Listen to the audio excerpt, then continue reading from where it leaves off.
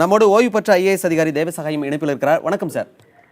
வணக்கம் சார். இணைப்பில் வந்த மூத்த ஐஏஎஸ் அதிகாரி இருக்கட்டும், பத்திரிகையாளர்களாக இருக்கட்டும், யார் சொன்ன பதிலாக இருந்தாலும் இவர் இந்த பொறுப்புக்கு முழுக்க தகுதியானவர் என்கிற கருத்தை தான் முன்வைத்திருக்கிறார்கள். நீங்கள் இதை எப்படி பார்க்கிறீர்கள்?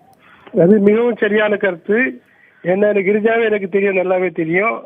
அவங்க அப்பா பல வருடங்களுக்கு முன்னால சீஃப் செக்ரட்டரியா இருந்தார், மிஸ்டர் வெங்கட்ராமன்.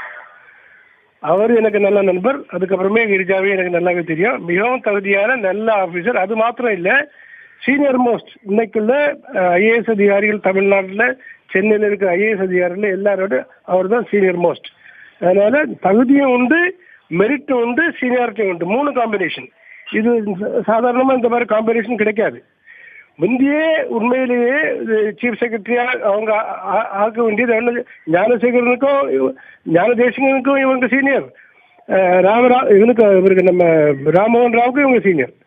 ஒரு நல்ல தகுதியான ஒரு அமைதியான ஒரு அதிகாரி. இவங்களை அப்பாயின்ட் பண்ணதுல தமிழ்நாடு அரசாங்கம் ஒரு நல்ல வேலையை தான் செய்திருக்கு சார். அதாவது ஒரு பணியில் இருந்தவங்க ஓய்வு அடைஞ்ச பிறகு இன்னொருத்தவங்க அந்த பொறுப்புக்கு வர்றது வேற. ஆனா இந்த மாதிரி ஒரு இக்கட்டான சூழல்ல பதவிக்கு வரும்போது அவங்க இந்த இடத்தை எப்படி சார் கையாளுவாங்க?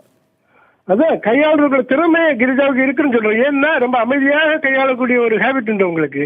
எக்ஸைட் ஆகிறது கிடையாது, டென்ஷன் ஆகிறது கிடையாது. நான் ஒரு சில சமயத்தில் அவங்களை மீட் பண்ணி டீல் பண்ணியிருக்கேன். அந்த எக்ஸைட் ஆகிறதோ அமைதியான, அதான் ஒரு பெரிய குணம். ஒரு தலைவருக்கு, அட்மினிஸ்ட்ரேட்டிவ் ஹெட்டுக்கு ஒரு தனிமையான குணம் என்னன்னா கூல்னஸ். அதாவது அவங்க டென்ஷன் ஆகாம ஒரு விவகாரத்தை ஹேண்டில் பண்ணும்போது அது கையாளுறது ஒரு பிரச்சனையே இல்லை. ஒரு சீஃப் செக்ரட்டரி சரி, அவர் பெரிய பிரச்சனையா இருந்தது, ரைட் நடந்தது, முடிஞ்சு போச்சுது. ஏன்னா அரசாங்கத்துக்கு இது நிர்வாகம் சரியாக நடைபெறணுமே. அது சில நாட்களுக்குள்ள அது கண்ட்ரோல்ல கொண்டு பண்றதுக்குள்ள கெப்பாசிட்டி இருக்கு.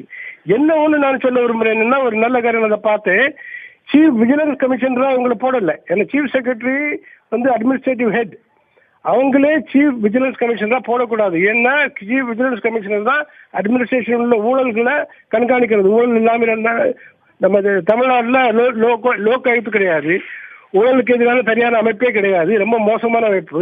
அதனால தான் பயங்கரமான ஊழல் தமிழ்நாட்டில் நடந்துகிட்டு இருக்கு. சீஃப் விஜிலன்ஸ் கமிஷனர் இதே மாதிரி இவங்களை ஈக்குவல் ஸ்டேட்டஸ்ல ரேங்க்ல உள்ள ஒரு ஆபீசரை நல்ல அதிகாரியை உடனே அமைக்க வேண்டும். ஏன்னா இது ராமமோகன் ராவ் ஒரு தனியாக ஊழல் மாட்டி போகல, இது ஒரு கும்பலாக ஊழல் நடந்திருக்கு. அது உங்க பத்திரிகையிலையும் உங்க டிவியிலையும் சேனல்லையும் அடிக்கடி வந்துகிட்டு இருக்கு. இந்த ஊழலை ஒழித்து கட்டணுமானால் ஒரு நல்ல சீஃப் விஜிலன்ஸ் கமிஷனர் உடனே அப்பாயின்ட் பண்ணி அவரும் சீஃப் செக்ரட்டரியும் சேர்ந்து செயல்பட்டாதான் தமிழ்நாட்டில் இந்த ஊழலுங்கிறத ஒழிக்க முடியும். To the extend possible. இணைப்பில் பல்வேறு தகவல்களை பகிர்ந்து கொண்டமைக்கு நன்றி சார்.